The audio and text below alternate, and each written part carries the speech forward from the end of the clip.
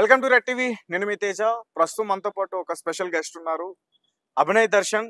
So recent గా Praveen pastor చనిపోయిన తర్వాత అనేక అనుమానాలు ఆయన వ్యక్తం చేశారు. మొత్తానికి మన ఛానల్ కి అయితే తీసుకొచ్చి ఈరోజు ఆయనతో ఇంటర్వ్యూ అయితే చేయబోతున్నాం. సో మాట్లాడేద్దాం. సార్ నమస్తే. నమస్తే. రైట్. సో మీకు నోటీసులు వచ్చాయా, ఇంకా రాలేదా? పోలీస్ డిపార్ట్మెంట్ నుంచి అయితే నోటీసులు వస్తాయని చెప్పారు కానీ నాకైతే ఇప్పటి వరకు రాలేదు. ప్రెసెంట్ రాలేదు. సార్ ఏంటి అసలు ప్రవీణ్ పాస్టర్ చనిపోయిన తర్వాత మీరు గాని మీ పాస్టర్స్ అందరూ గాని వాళ్ళ ఫ్యామిలీ వద్దన్నా సరే కావాలని రెచ్చగొట్టి కేసు పెట్టి ఇచ్చే ప్రయత్నం చేశారని చెప్తున్నారు. ఎవరిని రెచ్చగొట్టట్లేదండి.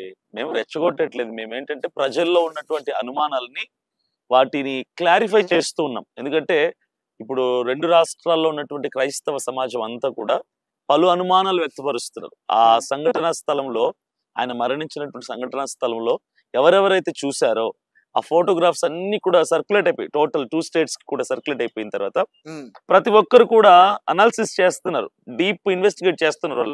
వాళ్ళ పర్సనల్ వ్యూలో చూసినప్పుడు ఇది యాక్సిడెంట్ అయి ఉండదు. డాక్టర్స్ కూడా ఇది యాక్సిడెంట్ అయితే కాదు, పెద్ద పెద్ద అడ్వకేట్స్ కూడా ఇది అయితే యాక్సిడెంట్ కాదు, మంచి మేధావులు కూడా అంటున్నారు ఇది యాక్సిడెంట్ అయితే కాదు, దీని వెనకాల వేరే కారణం ఏదైనా ఉండొచ్చు, మర్డర్ అయి ఉండే ఛాన్సెస్ ఎక్కువ ఉన్నాయని everyone use to speak like that only. ఆ రోజు యాక్సిడెంట్ కాదన్నారు.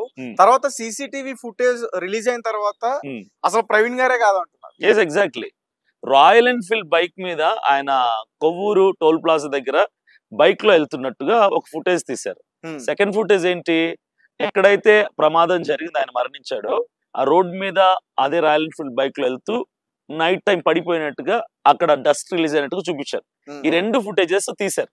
ఈ 2 ఫుటేజెస్ లో మాకు ఉన్నటువంటి డౌట్స్ ఏంటంటే, ఫస్ట్ పాయింట్ ఏంటంటే ఫేస్ ఎక్కడ కూడా రికగ్నైజ్ చేయడానికి వీలు లేకుండా చీకటి ఒకటి, హెల్మెట్, మాస్క్ ఒకటి కవర్ చేస్తుంది.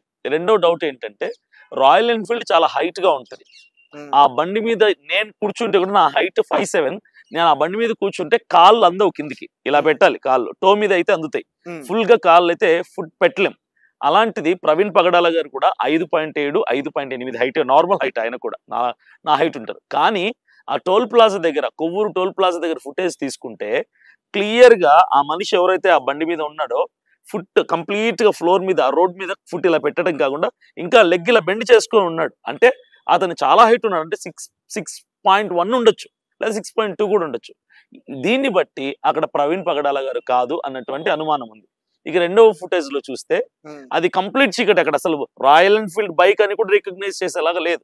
ఇక మనిషి అయితే పూర్తి కనిపించట్లేదు. ఇప్పుడు జనాలందరూ కూడా ఏమనుకుంటున్నారంటే సార్, ఫస్ట్ ఏమో అసలు యాక్సిడెంటే కాదన్నారు, మర్డర్ అన్నారు. సరే, వాళ్ళకి అనుమానాలు ఉండడంలో తప్పులేదు అనుకోవచ్చు. కానీ సీసీటీవీ ఫుటేజ్ రిలీజ్ అవడం, అందులోకి అతను డ్రింక్ చేస్తున్న ఫుటేజెస్ రిలీజ్ అవడం, సో అంటే ఇది వచ్చిన తర్వాత వాళ్ళందరూ ఏమనుకుంటున్నారంటే, అంటే ఈ పాస్టర్ ఎక్కడ తాగడానికి రిపోర్ట్ వస్తుందని చెప్పేసి వీళ్ళకి అంటే మళ్ళీ ఒక క్రైస్తవ సమాజాన్ని మొత్తం కూడా ఇది అవమానంగా ఉంటదని చెప్పేసి దానికోసం అసలు ప్రవీణ్ పాస్టర్ కాదనే అని చెప్పే ప్రయత్నాలు చేస్తున్నారు. ఇప్పుడు నేను ఒకటి క్లారిటీ ఇస్తాను. ఎక్కడ ఆయన క్రేజ్ పోతుందో, ఆయన డిగ్రేడ్ అవుతాడో అని కాదు. ఎవరైతే ఈ ప్రయత్నాలు చేస్తున్నారో, ఈ ఫుటేజ్ తీయటం అంతా కూడా, వీళ్ళు ఆల్రెడీ భౌతికంగా ఆయన చనిపోయాడు, ఆయన లేడు. ఏ రకంగా అయినా సరే చనిపోయాడు, మనిషి అయితే లేడు. శారీరకంగా హీ వాజ్ డెడ్, ఆయన ఎక్స్పైర్ అయిపోయాడు. ఇప్పుడు ప్రజలందరి మనసులో, క్రైస్తవుల మనసులో ఆయన ఉన్నాడు. ప్రవీణ్ పగడాల అంటే ఆయన మీద ఉన్నటువంటి ఒక స్టాంప్ ఏంటంటే మంచి వ్యక్తి, లక్షల మందికి ఒక ఇన్స్పిరేషన్ ఇచ్చినటువంటి వ్యక్తి, అలా బ్రతకాలి, అలా సేవ చేయాలి, ఆయనలా జీవించాలన్నటువంటి ఒక గుడ్ సైడ్ మార్క్ ఉంది ఆయన మీద. కాకపోతే ప్రజల మనసులో కూడా మానసికంగా కూడా ఆయన చంపేయాలని, ఆయన్ని కంప్లీట్ గా డిగ్రేడ్ చేసేసి, ప్రవీణ్ పగడాల అంటే హిస్టరీలో, చరిత్రలో ఆయన ఒక తాగుబోతుగా చిత్రీకరించేసి ఆయన ద్వారా లక్షల మంది ఇన్ఫ్లుయెన్స్ ఎవరైతే అయ్యారో వాళ్ళందరూ కూడా ఇలాంటోడి మాటలు మేము విన్నామా అని చెప్పి కంప్లీట్ గా ఆయన నుంచి బ్యాక్ స్టెప్ తీసుకోవడమే కాకుండా క్రిస్టియానిటీ గురించి కూడా వెళ్ళిపోవటానికి అవకాశాలు ఉన్నాయి. ఈ ప్రయత్నాలన్నీ కూడా ఎవరో కుట్ర పని చేస్తున్నారు. అందుకే అక్కడ ప్రవీణ్ పగడాల గారు కాదు అనడానికి కూడా ఎన్నో డీటెయిల్డ్ గా మేము చూపిస్తున్నాం ఫుటేజ్ అన్ని. ఇప్పుడు ప్రవీణ్ మనకి విజువల్ లో ఎక్కడ కూడా హెల్మెట్ తీయలేదు, మాస్క్ తీయలేదు. ఎగ్జాక్ట్లీ. అంటే మీరేమంటారు, అలా తీయలేదు కాబట్టి అంటే అతని ఫేస్ ఎక్కడ తెలిసిపోతుంది నకిలీ ప్రవీణ్ అని చెప్పేసి తీయలేదని మీరు అంటారు, అవునా? అది కాదు. మరి ఫస్ట్ డౌట్ ఏంటంటే ప్రవీణ్ పగడాల గారి ఫుటేజ్ తీయాలంటే ఎక్కడ వెతకాలి? చర్చెస్ లో వెతకాలి, లేదా పాస్టర్స్ కి ఫోన్ చేయాలి, లేదా ఆయన రిలేటివ్స్ లో వెతకాలి, లేదా రోడ్డు మీద ట్రావెల్ చేస్తున్న ఫుటేజ్ వెతకాలి. అసలు ఆయనని వైన్ షాప్ ఫుటేజ్ లో వెతకాల్సిన అవసరం ఏంటి? లిక్కర్ మార్ట్ ఫుటేజ్ వెతకాల్సిన అవసరం ఏంటి? ఆయన తాగుతున్నట్టు గాని తాగుబోతుగా గాని ఎవరైనా చెప్పారా? ఎవరైనా చూసారా?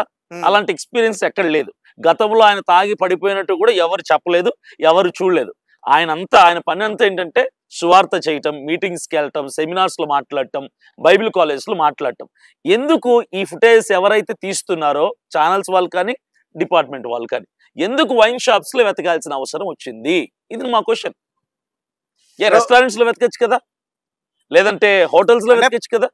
ముందే పోలీసులకి రిపోర్ట్ ఉందేమో, అంటే అక్కడ పోస్ట్ మార్టం ఇది మాకు చెప్పలేదు కదా.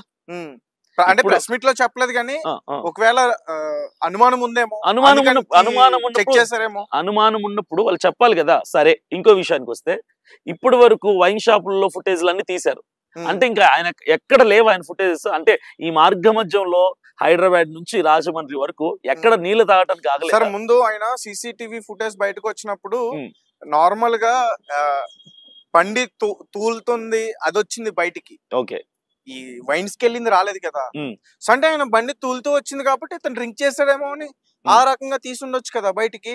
ఓకే ఓకే ఓకే బాటిల్ కొన్నట్టు చూపించారు, ఎక్కడ తాగాడో చూపించారా? కొన్నాడు తాగుతాడు కదా ఖచ్చితంగా. తాగినట్టుందా ఫుటేజ్? లేదు.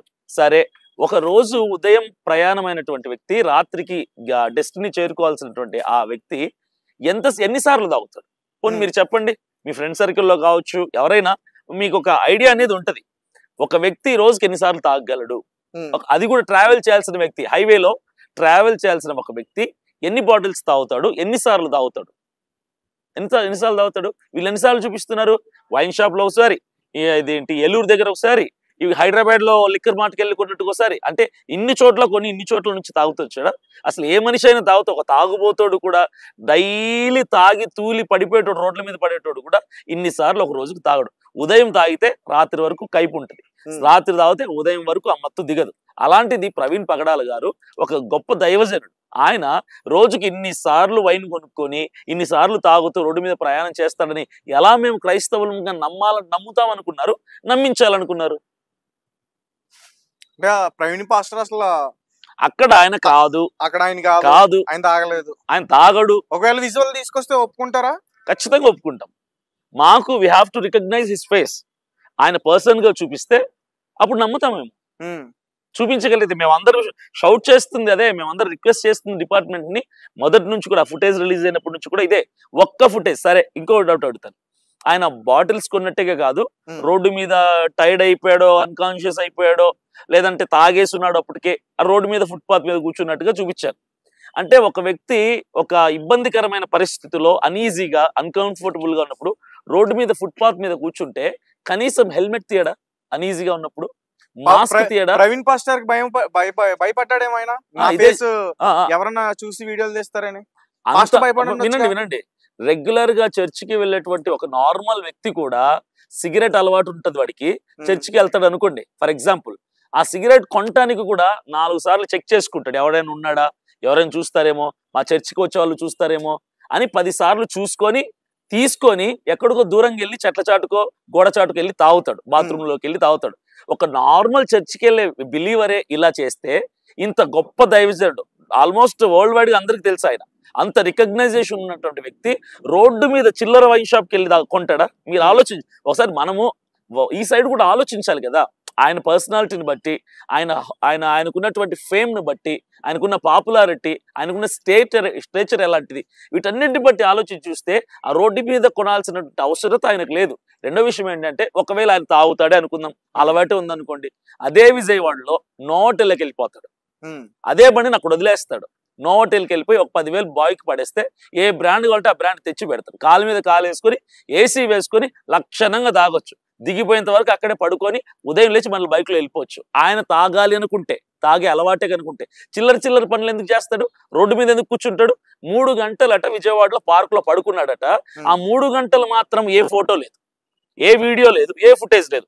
కూర్చున్నది, కొన్నది, తూలేది, పడేది. ఆ 3 గంటలు పడుకున్నప్పుడు ఎవరు తీయలేదా ఫోటోలు అక్కడ? ఎందుకు ఇప్పుడు 3 గంటలకు సంబంధించిన సీసీటీవీ ఫుటేజ్ అడుగుతున్నారా? సీసీ ఫుటేజ్ అడుగుతూ ఫోటోగ్రాఫ్ అడుగుతున్నా. ఎందుకు తీయట్లేదు తెలుసా? ఎవడైనా బుద్ధున్నాడు హెల్మెట్ తో పడుకుంటాడా అని అడుగుతాం కాబట్టి. ఎందుకంటే వీళ్ళు తీసేవన్నీ హెల్మెట్, మాస్క్ ఉన్నవే. అక్కడ మనిషి ప్రవీణ్ పగడాలు అయితే కదా, ఆయన బట్టలు ఎవడికో వేసి, ఆయన హెల్మెట్, ఆయన మాస్క్ తీసుకుని ఎవడికో పెట్టి, ఆయన ఫోన్ లాగేసుకుని ఆయన చేతులు వాళ్ళు పెట్టుకొని, ఇదంతా ఒక స్టోరీ స్క్రీన్ ప్లే డైరెక్షన్ చేస్తున్నారండి. అక్కడ ఆయన కాదు. రెండవది, ఒకవేళ ఆయనే కనుక అవుతే అప్పటికే ఆయన్ని కంట్రోల్లోకి తీసుకొని ఎవరో భయపెట్టి, ఎందుకంటే నిన్ను చంపుతామంటే భయపడ్డా ఆయన ఎప్పుడో ప్రిపేర్డ్. నన్ను చంపితే చంపేయండి అని ఓపెన్ స్టేట్మెంట్ ఇచ్చాడు ఆయన. నాకు థ్రెట్ ఉందని ఓపెన్ గా సోషల్ మీడియా ప్లాట్ఫామ్ లో ఫేస్బుక్ ప్రొఫైల్ ఆయన అప్లోడ్ చేశాడు. ఐ హావ్ థ్రెట్, నన్ను ఎప్పటికైనా చంపుతారు. ఇంకోటి చెప్తాడు ఆయన, నేను అందరిలాగా 2-3 వెంట పెట్టుకుని వెళ్ళను, ఐ గో అలోన్ అంటాడు. నేను ఒక్కనే వెళ్తా అంటాడు. అంత ధైర్యం కలిగిన వ్యక్తిని నిన్ను చంపుతామంటే బెదురుతాడా? భయపడు. ప్రతి మనిషికి ఒక వీక్నెస్ ఉంటుంది. ఈయనకి ఏ వీక్నెస్ ఉందో మరి, ఫ్యామిలీ అంటేనో, వైఫ్ అంటేనో, పిల్లలు అంటేనో, ఏ వీక్నెస్ మీద కొట్టి భయపెట్టి ఆయన కంట్రోల్లోకి తీసుకున్నారు చెప్పలేం కదా. రిమోట్ పట్టుకొని ఆయనకు సంబంధించింది ఈయన ఆడిచ్చి ఉండొచ్చు. నువ్వు అక్కడికి వెళ్ళు, అటు వెళ్ళాలి, బండి ఊగాలి, కింద పడాలి, ఆ రోడ్డు మీద కూర్చోవాలి, పార్క్ లో పడుకోవాలి, చెప్పారేమో కంట్రోల్ లో తీసుకొని. రైట్ సార్, చెప్పలేం కదా. మీరు చెప్పినట్టే నేను అనుకుంటా, బండి ఊగడం ఇవన్నీ కూడా చెప్పి చేయించారేమో. ఓకే, అంటే ఏ వ్యక్తి కూడా వెళ్తున్న లారీ కిందకి వెళ్ళి స్టంట్ చేస్తాడని నేనైతే అనుకోవట్లేదు సార్. నిన్న ఒక వీడియో రిలీజ్ అయింది, మీరు చూసారా? చూసాను. లారీ దగ్గరికి వెళ్ళి టైర్ దగ్గర వరకు వెళ్ళి ఎవడో స్టంట్ చేయడు సార్, ప్రాణాల మీద తెచ్చుకునే అంత. లేదంటే అది కూడా మీరు స్క్రిప్టెడ్ అంటారు. అక్కడ కూడా ఒక లారీని పెట్టారు, కావాలని ముందే చెప్పి లారీ కిందకి వెళ్ళమని చెప్పి. ఎవరన్నా చెప్తారా సార్? ఒకటి చెప్పనా, అంటే గతంలో ఒక ఇందిరాగాంధీ గారిని చంపినది గాని ఇంకోటి ఎలా చేశారు? బెల్ట్ బాంబులు పెట్టుకుంటున్నారు, వాళ్ళు కూడా ఆహుతి అయిపోతున్నారు కదా. ఎందుకు అవుతున్నారు? వాళ్ళు చచ్చిపోతూ శత్రువుని కూడా అంటే వాళ్ళు ఎవరైతే డబ్బు తీసుకున్నారో ఆ డబ్బుని కుటుంబానికి అందజేయాలని చెప్పి, ఎదుటోడు నేను చచ్చిపోయినా పర్లేదు, నా కుటుంబం హ్యాపీగా ఉండాలంటే, చచ్చిపోయినా పర్లేదు అని చెప్పి ఇలాంటి దాంట్లో దిగే వాళ్ళు చాలా మంది ఉన్నారు. చాలా మంది ఉన్నారు. అలా జరిగి ఉండొచ్చు కదా. ఇదంతా ఒక్క వ్యక్తి మీద ఉన్నటువంటి కక్ష, ద్వేషము అని అనటం లేదు. టోటల్ క్రిస్టియన్ కమ్యూనిటీని అంతా కూడా డైవర్ట్ చేయడానికి జరిగినటువంటి ప్రయత్నం అని అనుమానాలు మాత్రం మాకు ఉన్నాయి. క్రిస్టియన్ లీడర్స్ తో పోల్చుకుంటే, క్రిస్టియన్ పాస్టర్ లో చూసుకుంటే, ఇతని కన్నా పెద్ద పెద్ద పేర్లు ఉన్న పాస్టర్లు ఉన్నారు సార్. ఉన్నారు, చాలా మంది ఉన్నారు. వ్యాఖ్యలు చేసిన పాస్టర్స్ చాలా మంది. ఎందుకు టార్గెట్ చేయాలనుకుంటున్నా, అదే చెప్పబోతున్నా. చాలా మంది ఇతనికంటే పెద్ద పెద్ద పాస్టర్లు ఉన్నారు. వాళ్ళందరూ చేసేది ఏంటంటే బైబిల్ ని బోధిస్తారు. ప్రవీణ్ పగడాలు గారు ఏం చేసేవాళ్ళంటే, ఇతర దేవుళ్ళని, ఇతర మత గ్రంథాలని, ఇతర సిద్ధాంతాల కోసం, మీ గ్రంథాలు ఇలా ఉన్నాయి కాబట్టి అది అబద్ధం, మా గ్రంథంలో ఇలా ఉంది, ఇది నిజం, మీ దేవుడు అలా ఉన్నాడు, అది నిజం కాదు, ఆయన రాజు, ఆయన దేవుడు కాదు, యేసుక్రీస్తు నిజమైంది అని ప్రతిదీ కూడా టాలీ చేస్తూ ఇతర మత గ్రంథాలని, ఇతర దేవుళ్ళని మాట్లాడినప్పుడు అవతల వాళ్ళకి ఒక తక్కువ భావన వచ్చి భావోద్వేగానికి గురైపోయి చాలా కోప్పడేవాళ్ళు, చాలా వాళ్ళు కోపాన్ని వ్యక్తపరిచేవాళ్ళు. ఇలా మిస్టేక్ అయితే మిస్టేకే. ప్రవీణ్ పగడాల గారే కాదు, నేను మాట్లాడినా కూడా తప్పే. నా సిద్ధాంతం ఏంటంటే, నా సిద్ధాంతమే కదా, రానున్న రోజుల్లో పాస్టర్లు ఎవరెవరైతే ఇతర గ్రంథాలని, ఇతర దేవుళ్ళ కోసం మాట్లాడతారో మనం వాళ్ళని కించపరిచి మాట్లాడాల్సినటువంటి అవసరత లేదు. ఎందుకంటే మన గ్రంథం మనం గొప్పగా చెప్పుకుందాం, మన దేవుని మనం గొప్పగా ప్రకటించుకుందాం, తప్పులేదు. అది మనకు స్వతంత్రం ఇచ్చినటువంటి, మన రాజ్యాంగం కల్పించినటువంటి స్వతంత్రం, మనకు ఫ్రీడమ్ ఉంది, హక్కు ఉంది, అర్హత ఉంది. కానీ ఇతరుల నమ్మకాన్ని, ఇతరుల మతాలని, ఇతరుల దేవుళ్ళని మనం తక్కువ చేసి మాట్లాడడం సబబు కాదు, కరెక్ట్ కూడా కాదు. ఎవరైనా ఒక వ్యక్తిని మూగోడు ఉంటాడు, అరే మూగోడు అంటేనే కోపం వస్తుంది. ఒక నమ్మకాన్ని మనము ఎప్పుడు కూడా విమర్శించినప్పుడు అవతల వాడికి కోపం వస్తుంది ఫస్ట్. కాబట్టి ఈ విమర్శలు అనేది కూడా కరెక్ట్ కాదు. ప్రవీణ్ పగడాల గారు గొప్ప వ్యక్తి, చాలా మంచి వ్యక్తి. కానీ ఆయన అర్థమయ్యేలాగా చెప్పి, దేవుడు అంటే దేవుని యొక్క ఔన్నత్యాన్ని, నిజమైన దేవుడి యొక్క విలువలు ఎలా ఉంటాయి, నిజమైన దేవుడు అంటే ఎలా ఉంటాడని చూపించడానికి ప్రయత్నం చేస్తూ ఇలాంటి కొన్ని వ్యాఖ్యలు చేశారు ఆయన. కాకపోతే చాలా మంది ఆయన మీద పగ పెట్టేసుకుంటున్నారు. మీరు అన్నట్టుగా పెద్ద పెద్ద పాస్టర్లు ఉన్నారు కదా, మరి వాళ్ళని ఎందుకు టార్గెట్ చేయాలి, ఇదేం ఎందుకు టార్గెట్ చేస్తారు? దీనికే కారణం ఇదే. ఇందుకే అంటే ఉన్న వాళ్ళలో ఈయన మాత్రమే జ్ఞాని, అందుకని ఇతన్ని టార్గెట్ చేశారు. ఇతర మతాల మీద ఈయనకున్నంత జ్ఞానం ఇంకెవరికి లేదు. మా క్రిస్టియన్ కమ్యూనిటీలో ఏ పాస్టర్స్ తో చూసుకున్నా సరే ఈయన మాత్రమే అంత జ్ఞానంగా, చక్కగా, ఒక ఇన్డెప్త్ డీటెయిల్డ్ గా మాట్లాడగలిగినటువంటి వ్యక్తి ఈయనే. Right sir. అయితే మీ పాస్టర్స్ అందరూ కూడా ఫైట్ చేస్తున్నారు, ఓకే రైట్, ఓకే, జస్టిస్ కోసం. మీరు ఎందుకంటే ఒక షమి అనే ఒక వ్యక్తి బహిరంగంగా చెప్పినట్టున్నాడు కదా. ఏం చెప్పాడు? ప్రవీణ్ పాస్టర్ ని చంపేస్తాను షమిగా చెప్పింది. మరెవరు? ఒక వ్యక్తి చెప్పాడు, ఆ వర్గానికి సంబంధించినట్టు ఒక పెద్ద ఆయన చెప్పాడు. అది కూడా ఆ ఇష్యూ కూడా క్లియర్ అయిపోయింది. ఈయన వాళ్ళ వర్గానికి సంబంధించి వారి మతానికి సంబంధించి ఏదో విషయంలో ఈయన కొంచెం అదుపు తప్పి మాట్లాడారని, వారికి అపార్థం అయిపోయి బాధపడి వాళ్ళ భావోద్వేగాలు మనోభావానికి గురైపోయి వాళ్ళు భావోద్వేగానికి గురైపోయి కోపముతో నిన్ను చంపేస్తాం, నీ నాలుగు కోసేస్తాము, చాలా క్రూయల్ గా మాట్లాడు, చాలా హార్ష్ గా మాట్లాడారు చంపేస్తామని. అప్పుడే ఈయన పోస్ట్ పెట్టారు, నాకు ప్రాణహాని ఉంది అని. ఈయన మరణించడానికంటే ముందు దాదాపుగా 1 month క్రితం ఇది జరిగింది. అయితే ఇమీడియట్ గా వారు బాధపడినటువంటి విధానాన్ని చూసి ప్రవీణ్ పగడాల గారు పబ్లిక్ ప్లాట్ఫామ్ మీద సోషల్ మీడియా వేదికగా సారీ చెప్పాడు, వాళ్ళకి క్షమాపణ అడిగారు. వాళ్ళు ఇమీడియట్ గా రెస్పాండ్ అయ్యి మేము క్షమించేశాం, క్షమాపణ అడిగారు, మాకు చాలు. వాళ్ళు కోరింది కూడా ఏంటంటే వారం లోపల క్షమాపణ చెప్పకపోతే మేము ఇవి చేస్తామన్నారు తప్ప మాకు క్షమాపణ కూడా వద్దు అని వాళ్ళు అనలేదు. వాళ్ళు క్షమాపణ కోరారు, ఈయన క్షమాపణ అడిగారు, వాళ్ళు క్షమించేశారు, అంతతో క్లియర్ అయిపోయింది. సో వాళ్ళ మీద ఎలాంటి అనుమానాలు కానీ లేవు. అంటే ఒకవేళ ఉన్నా కానీ మీరు మాట్లాడరా? అనుమానాలు లేవు వాళ్ళ మీద. ఎందుకు లేవు? మాకు వాళ్ళ మీదనే కాదు, ఎవరి మీద పర్టికులర్ గా పలానా పర్సన్ అని కానీ పలానా వర్గం అని కానీ. అంటే ఇప్పుడు కొంతమంది సోకాల్ పేర్లు వస్తున్నాయి బయటికి, అమరా ప్రసాద్ అని, లలిత్ కుమార్ గాని, నెక్స్ట్ కరుణాకర్. నేనైతే ఎవరి పేర్లు చెప్పలేదు ఇప్పటి వరకు.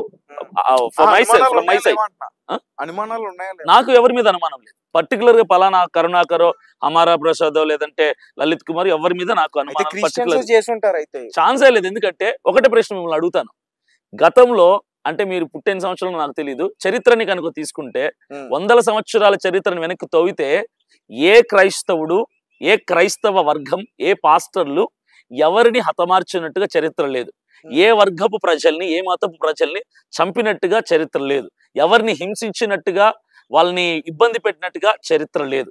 గతంలో నుంచి కొన్ని 100,000 సంవత్సరాల నుంచి కూడా క్రైస్తవులు చంపబడుతున్నారు, మిషనరీస్ చంపబడ్డారు, పాస్టర్లు చంపబడ్డారు.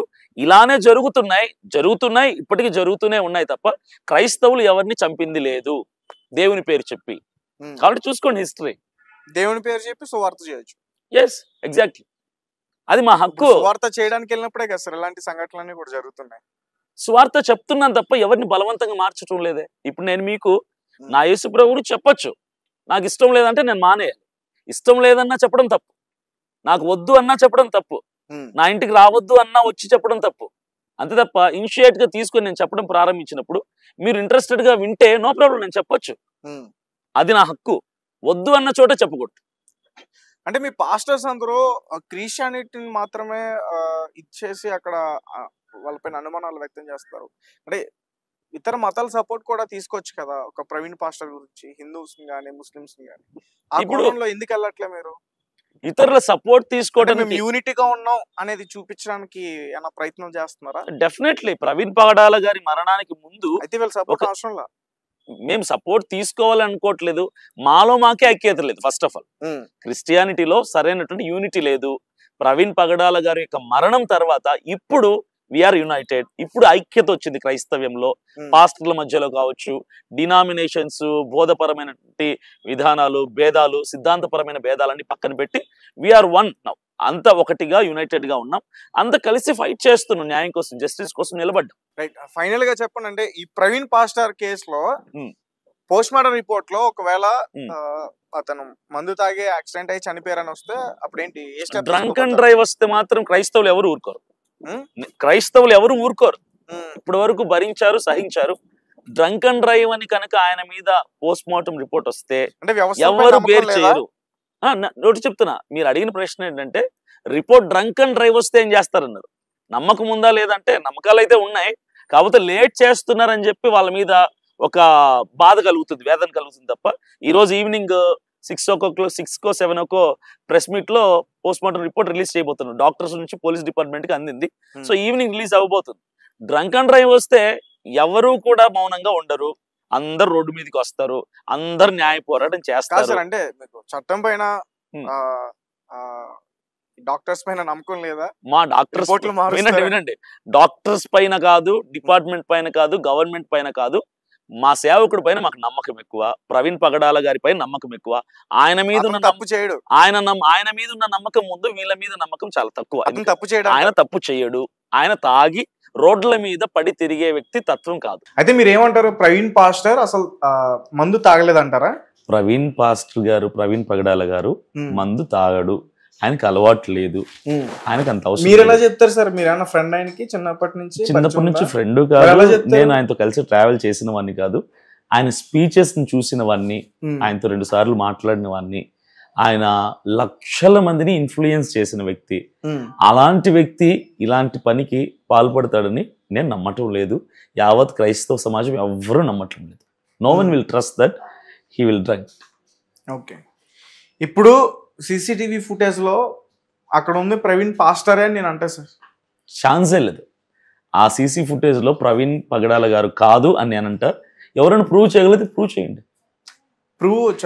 మన చట్టమే చేస్తుంది. ఎవరో ఎందుకు ఇన్ని రోజుల నుంచి మొత్తుకుంటున్నాం, కేకలేస్తున్నాం, అరుస్తున్నాం, ఆందోళన చెందిపోయి అందరూ నిద్ర పట్టట్లేదన్న వేల ఫోన్లు, అన్నం తినబుద్ధి కావట్లేదు, నిద్ర పట్టట్లేదన్న, చాలా ఆందోళనగా ఉంది, ఎందుకు ఇలాంటి ఆయన మీద నిందలేస్తున్నారు అని గొంతు చింపుకొని వేలాది మంది, లక్షలాది మంది అరుస్తుంటే ప్రభుత్వం ఇంతవరకు ఏ క్లారిటీ ఇవ్వలేదు. పైగా మీరు చెప్పినట్టుగా ఆ వైన్ షాప్ ఫుటేజ్ కానీ, ఆ రోడ్ల మీద పడిపోతున్న ఫుటేజ్లు, ఇవన్నిటికీ మాకు సంబంధం లేదని 2 days బ్యాకే ఎస్పీ గారు క్లారిటీ ఇచ్చారు. ఆ ఫుటేజ్ మేము తీయలేదు, మేము తీసిన ఫుటేజ్లు ఇప్పటి వరకు ఓన్లీ టోల్ ప్లాజాస్ దగ్గర ఆ రోడ్డు మీద ట్రావెల్ చేస్తున్న ఫుటేజెస్ మాత్రమే మేము ఇన్వాల్వ్ అయ్యి మేము కలెక్ట్ చేసిన ఫుటేజ్, మిగిలిన ఫుటేజ్ మాకు సంబంధం లేదని ఆయన క్లారిటీ ఇచ్చాడు. ఎప్పుడు నిన్న ఇచ్చారా? 2 days బ్యాక్. 2 days back. ఈ రోజు ఇచ్చిన అప్డేట్ చూసారా మీరు? నేను చూడలేదు. ఆ వీడియోలో ఉంది ప్రవీణ్ గారే అని చెప్పేసి ఒక అప్డేట్ వచ్చింది, మీరు బహుశా చూసారు. నేను చూడలేదు, జర్నీలో ఉన్నాను ఈరోజు, నేను చూడలేదు. అంటే సార్, అంటే ఫస్ట్ నుంచి ఏమో అసలు ప్రవీణ్ యాక్సిడెంట్ కాదు మర్డర్ అన్నారు, తర్వాత ఒకటి ప్రవీణే కాదంటున్నారు. తేజ గారు ఒకటి చెప్తాను నేను క్లియర్ గా, అసలు ఇంటి దగ్గర నుంచే ప్రవీణే బయలుదేరలేదంటారేమో. ఒకటి చెప్తాను, అలా కూడా అనాల్సి వస్తుంది. ఎందుకు వీటన్నిట్లో మేము కాదని ఎందుకు అంటున్నామంటే, ఫస్ట్ థింగ్ ఏంటంటే, ఎక్కడైతే ఆయన చనిపోయాడో ఆ స్పాట్కి వెళ్ళి చూసిన వాళ్ళు, ఆ ఫోటోగ్రాఫర్స్ బయటకు వచ్చిన తర్వాత కొన్ని ప్రశ్నలు అక్కడ మిగిలిపోయాయి. ఆ ప్రశ్నలకి ఇప్పటి వరకు క్లారిటీ లేదు. ఈ రోజు పోస్ట్ మార్టం రిపోర్ట్ రిలీజ్ అయిన తర్వాత కూడా ఆ పోస్ట్ మార్టం రిపోర్ట్లో ఏముంటది, అయితే యాక్సిడెంటో లేదా మర్డరో లేదా డ్రంక్ అండ్ డ్రైవో లేదంటే అనుమానాస్పద మృతో ఏదో ఇస్తాడు, అది రిటర్న్ కానీ ఆయన చనిపోయినటువంటి దగ్గర ఉన్నటువంటి ప్రశ్నలుగానే ఉన్నాయి తప్ప సమాధానాలుగా మారలేదు. అంటే ఫుటేజ్ లో ఉంది ప్రవీణ్ కాదు నేను చెప్తున్నాను కదా. సరే, ప్రవీణ్ కాదు నేను ఒప్పుకుంటా, ప్రవీణ్ కాదు, మీరు నిరూపించగలుగుతారా? ప్రవీణ్ పగడాల గారు డెఫినెట్లీ పాస్టర్ గారు ఎవరు అక్కర్లేదు, నేనే నిరూపించగలను. ఒకటే చెప్తా, వైన్ షాప్ లో ఒక ఫుటేజ్ ఉంది, అది ఏలూరు దగ్గర వైన్ కొంటున్నట్టుగా ఫుటేజ్ ఉంది. ఆ రోడ్డు మీద బార్ దగ్గర ఆయనకి హెల్మెట్ ఉంది. హెల్మెట్ కి రైట్ సైడ్ నుంచి చూస్తే ప్లెయిన్ గా ఉంది. ఆయన చనిపోయిన దగ్గర కూడా ఆయనకి హెల్మెట్ ఉంది. అదే హెల్మెట్ కి రైట్ సైడ్ జావా అని పెద్ద అక్షరాలతో ఒక లోగో రౌండ్. ఈ చిన్న క్లూస్ కూడా పోలీసులు పసిగట్టలేకపోతున్నారా సార్? నేను చెప్పింది వినండి. పోలీసులు పసిగట్టలేకపోతున్నారా, ఈ పోలీసులు పసిగడతారా అన్నది పక్కన పెడితే, మేమైతే ఫైండ్ అవుట్ చేసాం. మేము ఫైండ్ అవుట్ చేసినటువంటి సిమిలారిటీస్ ని చూసి కంపేర్ చేసినప్పుడు ఈ వ్యక్తి వేరు, ఆ వ్యక్తి వేరు, ఈ హెల్మెట్ వేరు, ఆ హెల్మెట్ వేరు. లిక్కర్ మార్ట్కి వెళ్ళాడు.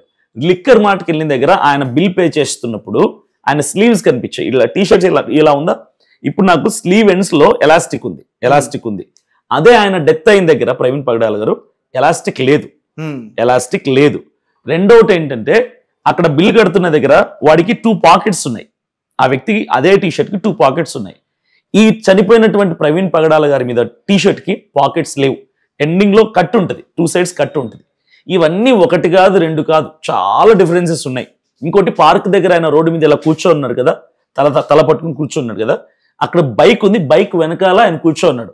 బైక్ మీద లోగో ఉంది, ఈ లోగో డిఫరెంట్ ఉంది. అక్కడ చనిపోయినటువంటి స్థలంలో ఉన్నటువంటి బైక్ మీద ఉన్న లోగో డిఫరెంట్ ఉంది. ఇవన్నీ కూడా మా టీం మెంబర్స్, మా గ్రూప్ మెంబర్స్ అందరు కూడా ఒకటి పక్కన పెట్టి, అన్న ఈ డిఫరెన్స్ చూడు, ఈ షర్ట్ డిఫరెన్స్ చూడు, హెల్మెట్ డిఫరెన్స్ చూడు అని చెప్పి 1 కాదు 100 చూపిస్తున్నారు. వీటన్నిటిని బట్టి అక్కడ ఈ మనిషి వేరు, ఆ మనిషి వేరు. అక్కడ మరణించింది అయితే ప్రవీణ్ పగడాల గారే. ఆ బాడీని చూసాం, పోస్ట్ మార్టం అయిపోయింది, బరీల్ అయిపోయింది. కానీ ఈ ఫుటేజెస్ లో తిరుగుతున్న వాడు మాత్రం ప్రవీణ్ పగడాల గారు కాదు, ఛాన్సే లేదు. పోలీసులు కనుక్కోలేరా అంటే, వాళ్ళకు మాకంటే మంచి జ్ఞానం ఉంటుంది, వాళ్ళు ట్రైన్డ్. We are not trained. వాళ్ళ వాళ్ళ వాళ్ళ ట్రైనింగ్ లో వాళ్ళు ట్రైన్ అయి ఉంటారు. మరి ఎందుకు వీటిని బయట తీయటం లేదు మాకు అర్థం కావట్లేదు. ఎందుకు వీటన్నింటికి వాళ్ళు ఫైండ్ అవుట్ చేయలేరా? ఆ డిఫరెన్సెస్ వాళ్ళకి చిన్న చిన్నవి ఇవన్నీ కూడా వాళ్ళు తెలుసుకోలేరా? మరి ఎందుకు వాళ్ళు తీయట్లేదో వాళ్ళు ఒకటే చెప్పారు, ఈ ఫుటేజ్ కి మాకు సంబంధం లేదన్నది నాకు తెలుసు. సో దాన్ని బట్టి వాళ్ళు సీరియస్ గా తీసుకోలేకపోయిండొచ్చు కదా. Right sir. అంటే ఇప్పుడు ప్రవీణ్ పాస్టర్ వాళ్ళ వైఫ్ కేసుకి సంబంధించి వాళ్ళ వెనక్కి తగ్గుతున్న పాస్టర్స్ అందరూ ఎందుకు దీన్ని ఇంకా ప్రవీణ్ పగడాల అనేటువంటి ఒక పేరు అది ఒక ఫ్యామిలీకి సంబంధించింది కాదు.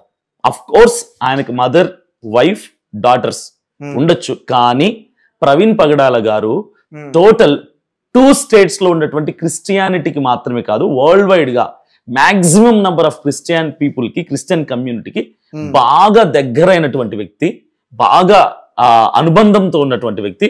అంటే మా రక్త సంబంధిగా మేము ట్రీట్ చేసేటువంటి వ్యక్తి ఆ వ్యక్తి. కాబట్టి ఈయన కోసము ఫ్యామిలీ వదిలేసి ఉండొచ్చు, ఫ్యామిలీ మేము క్షమించామని ఉండొచ్చు. కానీ మేము ఎందుకు ఫైట్ చేస్తున్నామంటే మాకు పలు అనుమానాలు ఉన్నాయి ఈ మరణం వెనకాల. రానున్న రోజుల్లో ఇది కనుక లైట్ తీసుకుంటే, ఫ్యామిలీనే పట్టించుకోలేదులే మనకెందుకు అని లైట్ తీసుకుంటే, రానున్న రోజుల్లో ఇలాంటి మరణాలు, ఇలాంటి సేవకులు మరింత మంది మీద ఇలాంటి ఘటనలు జరిగే అవకాశం ఉందేమో. కాబట్టి ఇప్పుడే మేము అరికట్టాలి, ఇప్పుడే న్యాయ పోరాటం చేయాలి అన్న ఉద్దేశంతో మేము ఫైట్ చేస్తున్నాం. Right sir. మీరు బైబిల్ తీసుకొచ్చారు? ఎస్, తీసుకొచ్చాను. బైబిల్ మీద ప్రమాణం చేస్తారా? యా, షూర్ గా, డెఫినెట్ గా, పక్కా. షూర్. బైబిల్ మీద ప్రమాణం చేయకూడదనే బైబిల్లో ఉంది కదా సార్?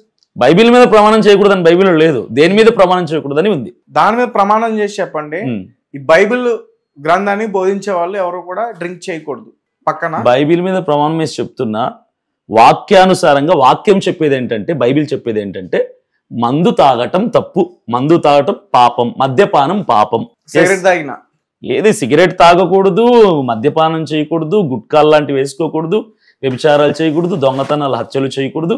ఇవన్నీ కూడా బేసిక్స్, అవన్నీ మాకు ఏబిసిడి లాంటివి. Everyone knows that. చిన్నపిల్లల్ని అడిగినా చెప్తారు. కానీ ఇక్కడ మరి వైన్స్ కి ప్రవీణ్ పాస్టర్ వెళ్ళినట్టుగా ఉంది కదా. ఆయన కాదంటున్నాను కదా, he is not there. That is not pastor Praveen Pagadala గారు. There is some other person. ఎవరినో పెట్టి మ్యానిపులేట్ చేయడానికి. ఒకవేళ ఇప్పుడు రిపోర్ట్స్ వస్తే కూడా రిపోర్ట్స్ ప్రవీణ్ గారి కాదేమో. ప్రవీణ్ గారివే రిపోర్ట్స్ మారు. ఎందుకంటే రిపోర్ట్స్ ఇచ్చే డాక్టర్స్ కాబట్టి రిపోర్ట్స్ మారు. రిపోర్ట్ లో ఉన్నటువంటి ఆ మ్యాటర్ మారచ్చు. చెప్తున్నాను కదా, యాక్సిడెంట్ అని రావచ్చు, మర్డర్ అని రావచ్చు, సస్పిషియస్ డెత్ గా రావచ్చు, డ్రంక్ అండ్ డ్రైవ్ గా రావచ్చు. కానీ యావత్ క్రైస్తవ సమాజం అయితే డ్రంక్ అండ్ డ్రైవ్ అని వస్తే మాత్రం యాక్సెప్ట్ చేయరు, దాన్ని డైజెస్ట్ కూడా చేసుకోలేరు. చాలా ఇబ్బందికరమైన వాతావరణం నెలకొంటుంది. అంటే ఎటువంటి వాతావరణం? ఎటువంటి వాతావరణం అంటే ఆ టైంలో తెలుస్తుంది. బస్సులు, ట్రైన్లు, రైళ్లు అలాంటివి. నేను అదే చెప్తున్నాను, గతంలో క్రైస్తవులు ఎప్పుడు కూడా ఏ బస్సులు తగలబెట్టినట్టు, ఎక్కడ పగలగొట్టినట్టు, ఏ పోలీసుల మీద దాడి చేసినట్టు చరిత్ర లేదు. మాకు తెలిసింది ఒకటే, ప్రేమతత్వం. మేము మౌనంగా రోడ్డు మీద ఒక 10,000 మంది కూర్చొని మౌనంగా ఎంత మంది వచ్చి కొట్టినా నోరు తెరవకుండా కూర్చుంటే ఏమవుద్ది? మా పోరాటాలు ఇలాగే ఉంటాయి. గాంధీ గారు ఒక చెంప మీద కొడితే గాంధీ గారు చెప్పింది కాదు అది, అది యేసుక్రీస్తు ప్రభులు వారు చెప్పింది. మహాత్మా గాంధీ గారు బైబిల్ చదివారు. బైబిల్లో యేసు ప్రభు వారు చెప్పినటువంటి రాయబడింది కాబట్టి కుడి చెంప కొడితే ఎడమ చెంప చూపించమని ఆయన నేర్చుకొని, ఆయనకు నచ్చటంతో ఆ మాట బేస్ చేసుకొని కూర్చున్నారు. ఉప్పు సత్యాగ్రహం, మౌన వ్రతంతో కూర్చొని మౌన పోరాటం చేసి ఇండైరెక్ట్ గా బైబిల్ ఆధారణ చేసుకుని స్వతంత్రాన్ని తీసుకుని రాగలిగారు. ఆయన బైబిల్ వల్లే స్వతంత్రం వచ్చిందంటారా? ఇండైరెక్ట్ గా ఆయన బైబిల్ చదివే. ఇప్పుడు నేను ఉన్నానండి, ఒక పుస్తకం ఏదో చదివాను, ఇన్స్పైర్ అయ్యాను. అందులో ఎవరో ఒక వ్యక్తి బిజినెస్ మ్యాగ్నెట్ అయ్యాడు, నాకు ఇన్స్పిరేషన్ అనిపించింది. నేను ఇమీడియట్ గా ఒక 50 రూపాయలు పెట్టుబడి పెట్టాను. అలా అలా అలా అలా లక్షల కోట్లు సంపాదించాను. లక్షల కోట్లు సంపాదించిన తర్వాత మీకు ఇన్స్పిరేషన్ ఎవరంటే నేను ఏం చెప్తాను? ఇప్పుడు ప్రవీణ్ పాస్టర్ విషయంలో మీరు దేనికైనా సరే సిద్ధం. Yes, exactly. రిపోర్ట్స్ ఎలా వచ్చినా సరే, రిపోర్ట్స్ ఎలా వచ్చినా కాదు, డ్రంక్ అండ్ డ్రైవ్ వస్తే మాత్రం ప్రజలందరూ కూడా తిరగబడతారు. యాక్సిడెంట్ అని వస్తే మాత్రం మేము హైకోర్టుకి వెళ్తాం, సుప్రీంకోర్టుకి వెళ్తాం, న్యాయం జరిగే వరకు లీగల్గా ఫైట్ చేస్తాం. మర్డర్ అని వస్తే మాత్రం హంతకులను బయటికి తీసుకురండి, వాళ్ళని శిక్షించండి అంటారు. అంటే మీరు ఎలా చెప్తున్నారంటే దాదాపు ఒక 7 ఉన్నారు, 7 విజయవాడలో ఏదో చేశారు. ఇది నేను చెప్పలేదు, ఒకరో ఇద్దరు చెప్తున్నారు.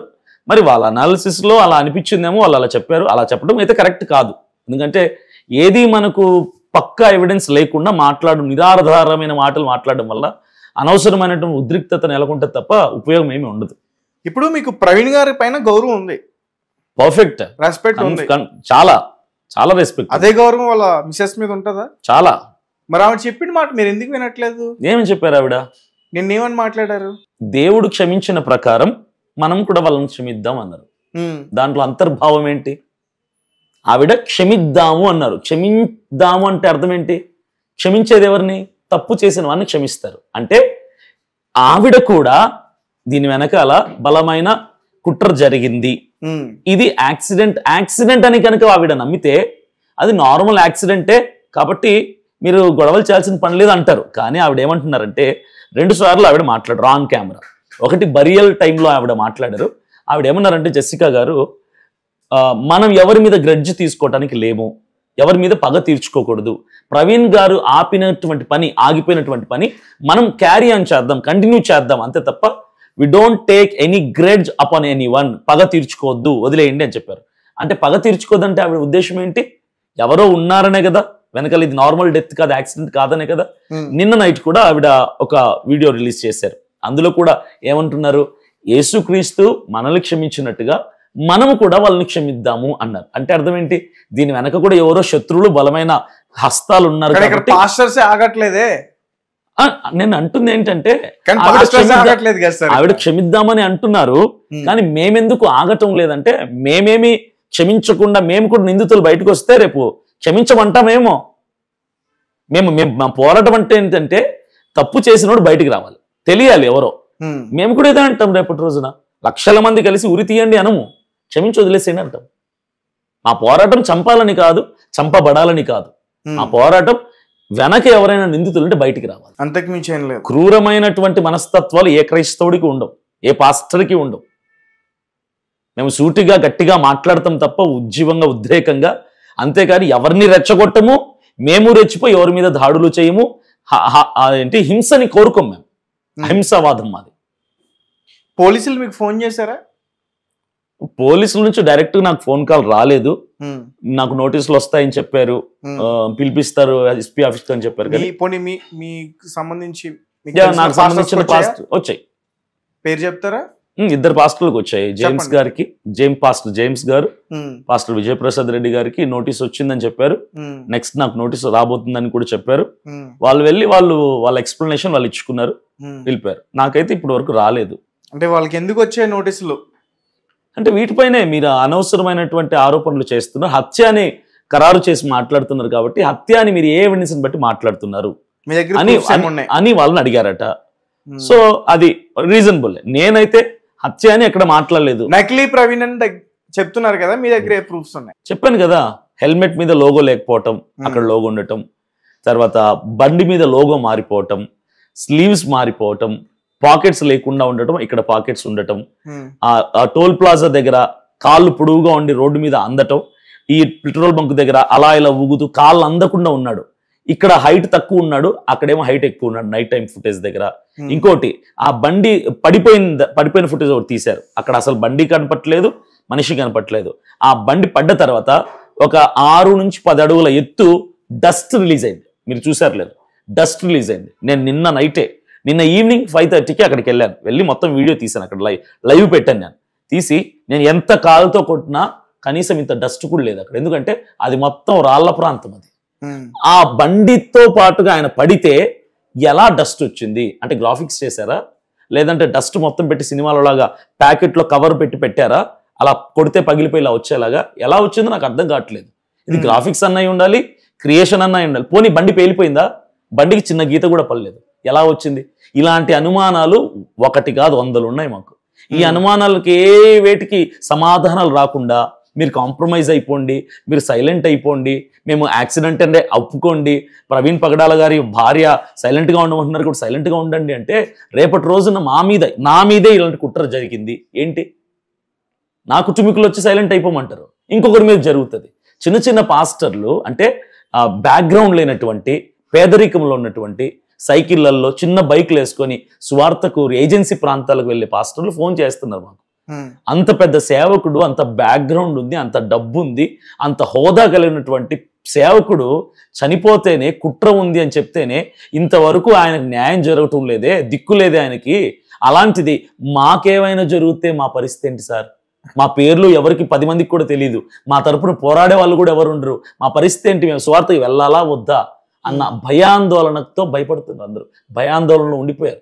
ఇంకో విషయం చెప్పనా మీకు, ఇప్పుడు అంటే మీకు తెలుసుంటే సమాధానం చెప్పండి, లేదంటే నేనే చెప్తా. ఒక వ్యక్తి చనిపోయాడు, రోడ్డు మీద నుంచి పడి చనిపోయాడు. అది యాక్సిడెంట్ అవ్వచ్చు, మర్డర్ అవ్వచ్చు, అంటే మనం ఏది డిక్లేర్ చేయరు డిపార్ట్మెంట్ వాళ్ళు. పోస్ట్ మార్టం అయ్యే వరకు ఒక వ్యక్తి పడి చనిపోయాడు.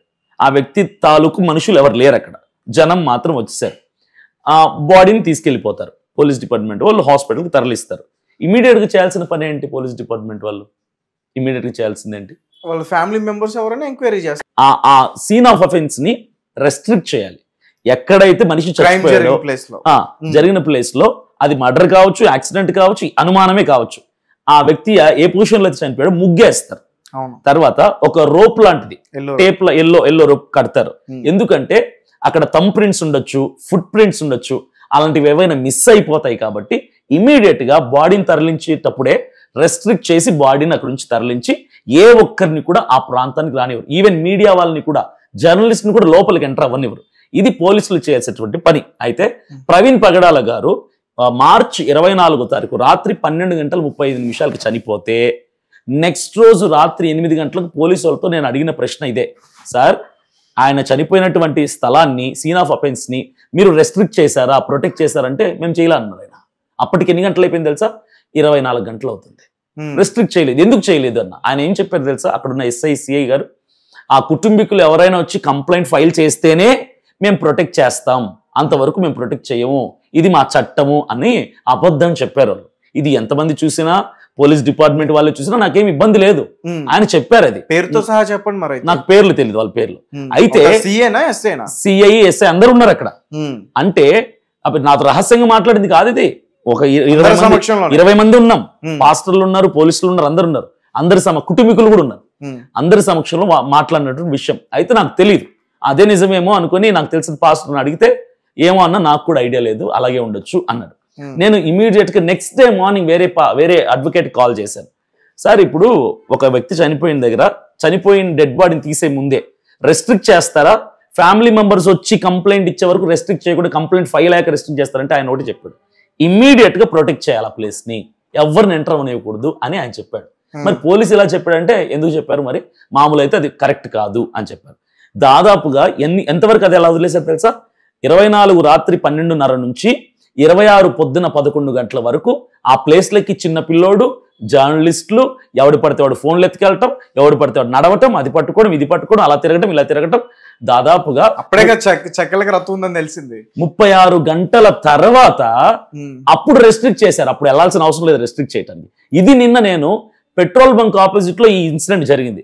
పెట్రోల్ బంక్ లో పనిచేస్తున్న వాళ్ళని కూడా అడిగా, పోలీసులు ఎప్పుడు వచ్చారు ఇక్కడికి, ఎప్పుడు కట్టారు రోప్స్ అని అడిగితే 26వ తారీఖు పొద్దున్న 11 గంటలకు కట్టారు. ఆయన చనిపోయింది ఎప్పుడు?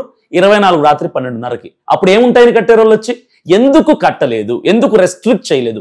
ఒక అనాథ చనిపోతే కూడా చేయాల్సినటువంటి పని అది డిపార్ట్మెంట్ది, ఎందుకు చేయలేదు? దీనికి ఆన్సర్ చెప్తారు డిపార్ట్మెంట్ వాళ్ళు. ఇలాంటి ప్రశ్నలు అడిగితే అరెస్ట్ చేస్తామంటారు, కస్టడీకి తీసుకుంటామంటారు, నోటీసులు ఇస్తామంటారు. నేను ఏది భయపడాల్సిన అవసరం లేదు, ఎందుకంటే నేను జస్టిస్ మాట్లాడుతున్నా, నేను కరెక్ట్ రూల్ మాట్లాడుతున్నా, లా మాట్లాడుతున్నా. ఎందుకు ప్రొటెక్ట్ చేయలేదు? అక్కడి నుంచి స్టార్ట్ అయ్యాయి డౌట్స్. ఈ డౌట్స్ ఏవి క్లియర్ చేయకుండా, సరే ఇక్కడ ఆయన హ్యాంగ్ చేసుకుని ఉన్నారు స్పెక్స్, ఆ వైన్ షాప్ దగ్గర ప్రతి చోట చూస్తే హ్యాంగ్ చేసుకో. అవి ప్లాస్టిక్ వా, ఐరన్ వా, స్టీల్ వా? ప్లాస్టికే కదా, ఫైబర్ కానీ ప్లాస్టిక్ వన్.